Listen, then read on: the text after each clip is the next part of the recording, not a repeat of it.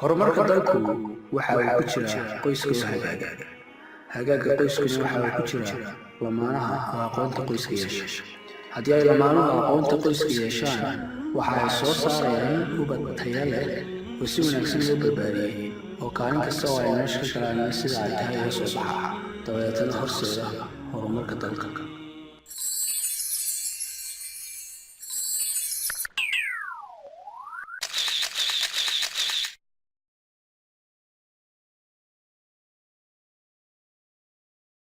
labadii xalqadood ee hore waxaynu ka soo hadalnay waajibaadka ninka saaran. xalqadanna waxaynu ka hadli doonaa waajibaadka gabadha ka saaran ninkeeda iyo gurigeeda labadaba. guud ahaan gabadha waajibka ka saaran ninkeeda iyo gurigeedu waxa weeye waa 4 arrimood. waajibka koowaad waxa weeye waa adeecitaan, inay gabadhu ninkeeda ku adeecdo wixii wanaaga oo mid ka mid ah waajibaadka ugu muhiimsan ee gabadha ka saaran gurigeeda. ceebna ma aha in ay gabadhu adeecdo ninkeeda, waayo gebiga nolosha waxay ku kala socotaa adeecitaan. macallinku waxa uu adeecaa maamulkiisa, ardaygu waxa uu adeecaa macallinkiisa, wasiirku waxa uu adeecaa madaxweynaha. gabadhuna inay ninkeeda adeecdaa waa arrin iska caadi ah oo Ilaahay ugu talagalay, waayo nolosha ayaa ku kala socota. wadamada reer galbeedku waxyaabaha ay qoysaskeedu ku burbureen ayaaba ah gabadhii oo ninkeedii adeeci weeyay. iminkana wadanka Mareykanka waxaa ka jira ururo dhan iyo iskuulo dhan oo lagu baro haweenka sidii ay ragooda u adeeci lahaayeen. innagana 14 qarni ka hor ayaa ay diinteenu arrintaa inoo sii sheegtay. haddii ay gabadhu ninkeeda adeecdo waxay helaysaa ajir tiro badan. nabigu wuxuu yiri sallallahu alayhi wasallam xadiis micnihiisu ahaa haddii ay gabadheedu 5 salaad tukato, rabaanteedana ay soonto, farjigeedana xumaanta ka ilaaliso, ninkeedana ay adeecdo, Ilaahay maalinta qiyaamaha waxa uu ku oran doonaa 8 albaab ee jannada ka doonto ka gal. nabigu wuxuu ku yiri xadiis micnihiisu ahaa ninkaaga bal waxaad eegtaa inta aad u jirto, waayo isagu waa jannadaada iyo naartaada labadaba. waa dhaqanaad xun taasina waxa la yiraahdaa guri ka saar baa la yiraahdaa guri ka saar baa la yiraahdaa laakiin waa doqonnaa tiyeesha aad isu dhigaystaan guri ka saar waxa uu leeyahay dhaqankeenu hore ahaa alla ma nabadna ma marka waxa uu leeyahay yani gabadhan wuxuu arkayaan bas strange oo kale ama yani way ku caayaan barantii waxay gabadhaada ninka naban iyo xaniyo dadana waxaan oran karaa yani waxaynan dhaqan u lahayn meeynaan aragtay inaguna gabadhan ma isku dayeysay inay fahanto ama ay keento fikrado ah in ignore gareeyaan wixii aan iyaga u ahayn dan inay iyagu ignore gareeyaan ayayna gabadhii laftirkeeda isku dayeen. si fudud oo saameynaysa markii gabadhii lagu caayay halkan laga caayay walaasheeda cid marka la leeyahay gabadhu ha adeecdo ninkeeda ma micnaheedu inay ku adeecdo wax walba. lama ogola gabadhu inay ninkeeda ku adeecdo wax dambiya, waayo nabiga ayaa yiri sallallahu alayhi wasallam laguma adeecayo qof bini aadana wax Ilaahay lagu caasiyo. sidoo kale marka la leeyahay gabadhu ninkeeda ha adeecdo micnaheedu ma aha ninku waa kaliya talis. nolosha qoysku waxay ku dhisan tahay wada tashi iyo wada socod. waajibka labaad ee gabadha ka saaran ninkeeda iyo gurigeeda waxa weeye aamin iyo amaano. inay gabadhu ilaashan karto nafteeda, inay gabadhu ilaalin karto dhaqaalaha guriga, inay gabadhu si wanaagsan u barbaarin karto ubadkeeda iyo gurigeeda labadaba. waa mid ka mid ah waxyaabaha uu ninku ugu jecel yahay inuu gabadha ku xisho, waayo ninku hadii goor guriga dibadiisa ay ku maqan yahay waxa uu ku dadaalayaa sidii uu heli lahaa kharashaadkii ku bixi lahaa guriga, uuna dabooli lahaa baahiyaha ku baxa guriga. sidaa daraadeed haddii uu ninku dareemo inay gabadhu tahay gabadh aan aamin ku ahayn nafteeda iyo gurigeeda iyo ubadkeeda iyo dhaqaalaheeda intaba, waxay ninka ku dishaa warwariyo warbahaal, waana ay ku adkaataa inuu waajibaadka dibadda sida ay tahay uga soo baxo. sidoo kale waxaa muhiim ah in ay gabadhu hadii goor iyadu barbaariso ubadkeeda, waayo iyada waxaa ku badan caadifada naxariiseed ay u baahan yihiin in ubadka lagu barbaariyo. sidoo kale waxaa muhiim ah inay gabadhu ilaaliso dhaqaalaha iyo kharashaadka guriga ku baxa. haddii uu ninku yahay nin bakhayl ah oo gacan adagna, waa ay u bannaan tahay in ay wixii ay u baahan tahay ee gurigaas lagu kafayn karo ay kala baxdo lacagta. sidoo kale arrimaha ay tahay gabadhu inay aamin ku noqoto ilaalisa waxaa ka mid ah inay ilaaliso sirta guriga, gaar ahaan sirta ka dhexdhacda labadooda. in ay gabadhu aamin iyo ammaano ku noqoto nafteeda, gurigeeda, dhaqaalaheeda iyo ubadkeeduba waa waajibka labaad ee gabadha saaran. horta wallahi waajibaad badan baa xaq diiniyan iyo xaq dhaqan ahaan baa ka saaran gabadha gurigeeda. haddii noqoto inay odaygeeda sharaftiisa ilaaliso,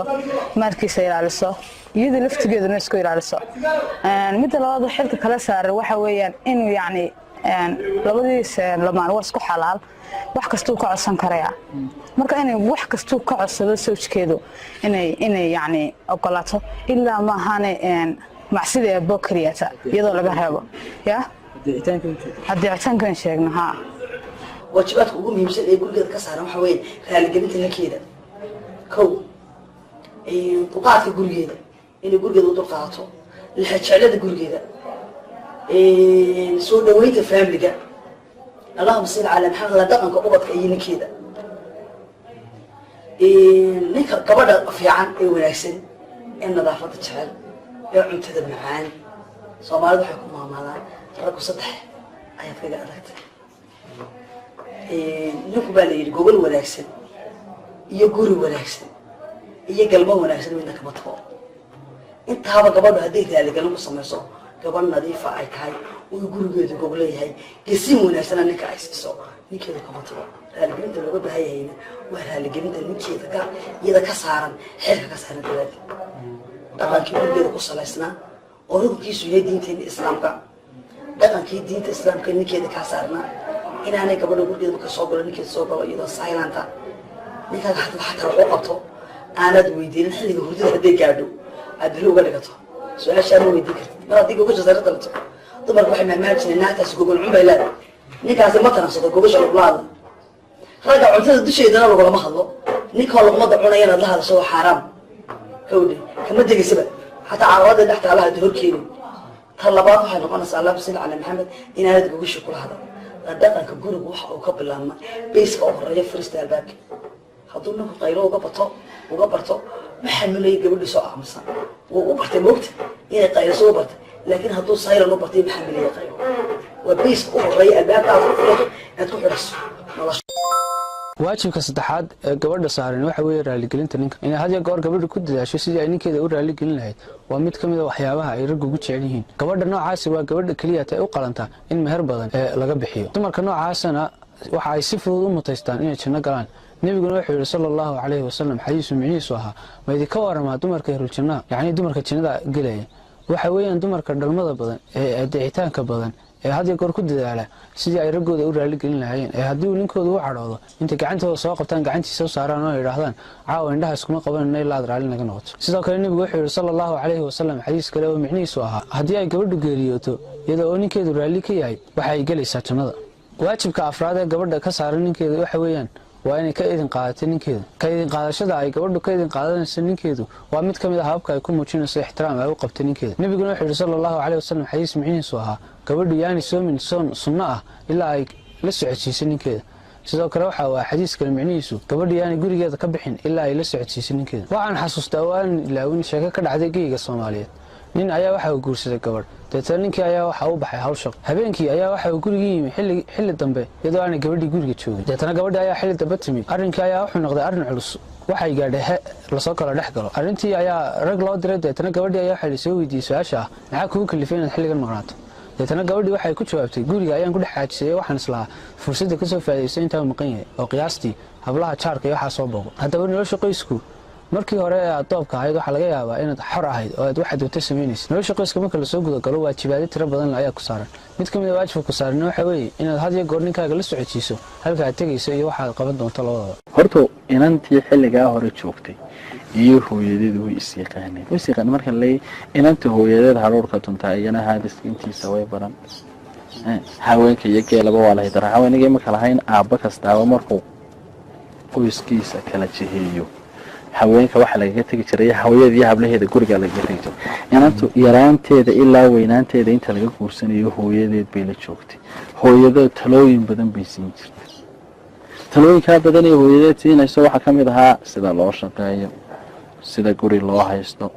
in kartida iyo firfircoonida la ilaaliyo gabadha dabadeedna hooyadeed waxay ka oran jirtay markii gedaha guurka soo gaadho hablaayo guur waa kole u kaadso laakiin maanta tii ma jirto oo inantu iyadoo yar baa badi iskuul geynaya dabadeetana iskuulka intay ku maqan tahay iyadii hooyadeed way kala maqan yihiin markay korto geninka dambe inay bareefad iyo waxbarasho tagtaa laga yaabo hadhow toole meeshii waxa ka baxay miidiyuhuna waxaa laga yaabaa inantu intay hooyadeed tala weydiin lahayd ama hooyadeed u talin lahayd ama facebook ba isticmaalasa ama aaladaha kale ee maaragtay isticmaala marka meelaha kale talooyin qaribana waa laga helaa dee qaar qumana intii u soo jeeda waa laga helaa waxaynu ka soo sheekanay 3 xalqadood u dambeysay waajibaadka saaran ninka iyo gabadha